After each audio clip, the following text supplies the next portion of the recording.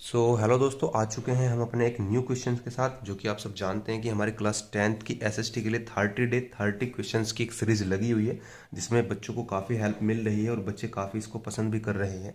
ठीक है, तो आज का हमारा क्वेश्चन है नंबर 8। जो न्यू बच्चे हैं उनके लिए बता दूं, ये सीरीज़ बहुत ही इम्पोर्टेंट है। आप इनको अच्छे से देख लीजिए। कक्षा 10 वालों के लिए है। जो 2024 के जो बोर्ड एग्ज़ाम होने वाले हैं 22 फरवरी से स्टार्ट है, उनके लिए काफ़ी ही ये अच्छी होने वाली सीरीज़। तो पूरी देखिए लास्ट तक और तब मुझे बताइए कि आपको समझ में आया या नहीं आई। तो क्वेश्चन पढ़ते हैं। भारत में कृषि क्षेत्र में होने वाली समस्याएं लिखिए। मतलब कि भारत के अंदर जो कृषि क्षेत्र है, मतलब कृषि का जो एरिया है या किसान लोग जो हैं, उसके अंदर जो भी समस्या हमें देखने को मिलती है वो चीज़ हमें आज वर्णन करेंगे इसका हम। ठीक है, तो देखो, अगर मैं समस्या की बात करूँ तो इसको 3 भागों में डिवाइड किया जा सकता है। मोटे मोटे 3 भागों में देखा जा सकता है। एक तो सामान्य कारण हो सकते हैं। सामान्य कारण कौन से हो सकते हैं? जैसे कि फर्स्ट, भूमि पर जनसंख्या का भार। अब दोस्तों सुनो, अब भूमि पर जो वृद्धि है, किसकी? लोगों की, पीपल की, पॉपुलेशन जो है, जनसंख्या का भार जो है वो निरंतर बढ़ता जा रहा है, बढ़ रहा है, प्रतिवर्ष बढ़ रहा है। अब क्या था कि सन 1901 की अगर हम बात करें, तो अगर मैं एक आदमी पर भूमि की बात करता हूं, तो उस समय एक आदमी पर 2.1 एकड़ आ रही थी। समझ रहे हो? खेती करने के लिए सन 1901 की बात है कि प्रति व्यक्ति भूमि 2.1 एकड़ थी। लेकिन अगर आज की बात करते हैं तो 0.7 एकड़ से भी कम रह गई है, घट करके वो इतनी कम हो गई है, 0.7 एकड़ तक रह गई है। तो जनसंख्या का भी कहीं ना कहीं इफेक्ट पड़ रहा है और ये भी हमारे लिए एक समस्या बनी हुई है दोस्तों। ठीक है, तो पहला कारण आप ये लिख सकते हैं। ठीक है, आप इसको अच्छे से समझ लीजिए, ये 2-3 पॉइंट, और आप अपने आंसर में इनको अच्छे से मेंशन कर सकते हैं। दूसरा पॉइंट, भूमि पर लगातार कृषि। अब देखो दोस्तों, होता क्या है, जो किसान लोग होते हैं वो एक ही भूमि पर बार बार फसल उगाते हैं, ना ही उसका उर्वरक का ध्यान रखते हैं कि इसको उर्वरक खत्म हो जाएगी। ठीक है जी।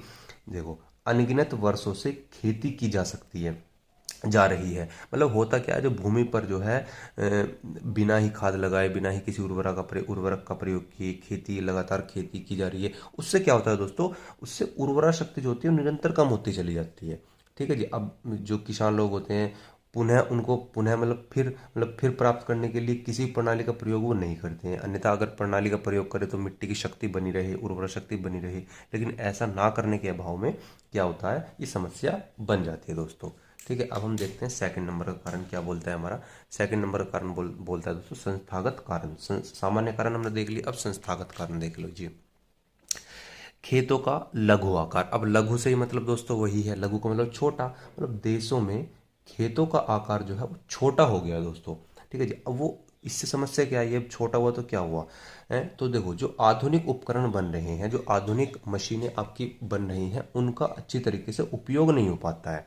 ठीक है जी। छोटे छोटे खेत के अंदर अगर इन उपकरणों को लेकर के जाएंगे तो उपयोग नहीं हो पाता है। ठीक है, अच्छी तरीके से। तो क्या होगा, जो किसान लोग होंगे वो क्या करेंगे? खुद ही श्रम करेंगे, खुद ही मजदूरी करेंगे, खुद ही, या फिर किसी को पूंजी पर लगाकर काम पर रखेंगे।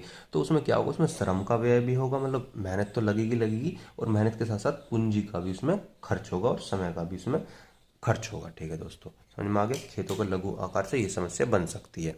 दूसरा, कृषि सेवाओं का अभाव। कृषि सेवाओं का अभाव। अब कृषि सेवाओं का मतलब क्या होता है? कृषि सेवाएं प्रदान करने वाली संस्थाओं का अभाव है। ठीक है, जिससे उत्पादकता में वृद्धि नहीं हो पाती। अब देखो दोस्तों, हर छोटे छोटे गांव हैं, उनके अंदर क्या है, जो कृषि की सेवा प्रदान करते हैं, जैसे कि नए नए उर्वरक आते हैं, उनका अभाव है, वो संस्था नहीं है। किसी किसी जो छोटे छोटे गांव हैं उनके अंदर वो संस्था नहीं है। इस वजह से क्या होता है कि उन उत्पादकता में वृद्धि नहीं हो पाती है अच्छी तरीके से। ठीक है दोस्तों, तो 2 कारण हुए और एक कारण और हम देख लेते हैं दोस्तों, प्राविधिक कारण। कौन सा कारण है? प्राविधिक कारण। थर्ड कारण है आपका प्राविधिक कारण। पहला क्या है? परंपरागत विधियां। परंपरागत विधि का मतलब होता है जो परंपरा से चली हुई आ रही है, जो पहले से ही चली हुई आ रही है। ठीक है, उन विधि का उपयोग होता है। अब गरीबी के कारण किसान लोग क्या करते हैं बताओ? पुरानी ही तकनीक का प्रयोग करते हैं। क्यों? नई तकनीक को लगा नहीं पाएंगे क्योंकि उसमें पैसा खर्च होगा, वो उनके पास होगा नहीं। ठीक है जी। तो पुरानी ही तकनीक का प्रयोग करते हैं, जिससे उत्पादन में वृद्धि नहीं हो पाती है, प्रॉपर रूप से उत्पादन में वृद्धि नहीं हो पाती है। दूसरा, उर्वरकों की कमी। अब उर्वरकों की कमी का मतलब क्या है? कि अगर मुझे अपनी मतलब कृषि के अंदर खेती को बढ़ाना है, वृद्धि करनी है, तो उर्वरकों का प्रयोग आवश्यक होता है दोस्तों। उर्वरक का मतलब कीटनाशक, खाद वाद वगैरह, जिससे हमारी फसल अच्छी हो। परंतु गोबर एवं आधुनिक रासायनिक खादों दोनों का ही अभाव पाया जाता है। ठीक है जी। अब होता क्या है कि इन दोनों का ही अभाव, अब देखो आपने देखा होगा कि किसान लोग जो है गाय भैंस भी रखना जो कम कर दिए। अब कम कर देंगे तो गोबर कहाँ से आएगा भाई। ठीक है, तो उस चीज़ का भी अभाव होता है। ज़्यादातर अब रासायनिक का ही इस्तेमाल हो रखा है। ठीक है।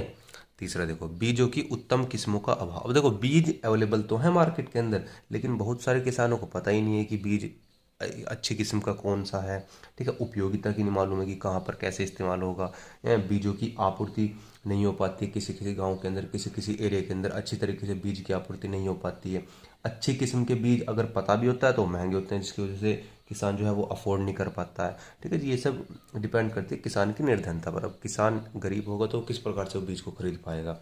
ठीक है दोस्तों, तो ये वाला क्वेश्चन जो है 2024 की दृष्टि से इम्पोर्टेंट भी है दोस्तों, अच्छे से इसको पढ़ लेना। तो अब हम मिलते हैं अगले क्वेश्चन के साथ।